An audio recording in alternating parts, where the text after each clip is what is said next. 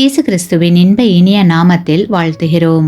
இன்றைய வேத வசனம்: கர்த்தர் உன்னை எல்லா தீங்குக்கும் விலக்கி காப்பார், அவர் உன் ஆத்துமாவை காப்பார். சங்கீதம் 121:7. Today's Bible verse: The Lord shall preserve you from all evil, He shall preserve your soul. Psalms 121:7. இன்று அநேக காரியங்கள் நமக்கு தீங்கை கொண்டு வருகிறது.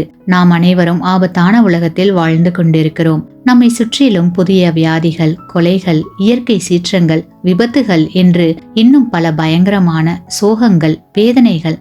ஆகையால் நாம் எல்லோரும் எவ்வளவு பாதுகாப்பற்ற உலகத்தில் வாழ்கிறோம் என்பதை உணர வேண்டும். நீங்கள் ஒருவேளை மன ரீதியாகவோ, சரீர ரீதியாகவோ, ஆவிக்குரிய ரீதியாகவோ பாதிக்கப்பட்டிருக்கலாம். பிசாசானவன் தேவனை விட்டு உங்களை பிரிப்பதற்காக வழி தேடலாம். நீங்கள் பல கோணங்களில் ஆபத்துகளை சந்திக்கலாம். பயப்படாதீர்கள். நம்முடைய ஆண்டவர் பெரியவர், வல்லமை உடையவர்.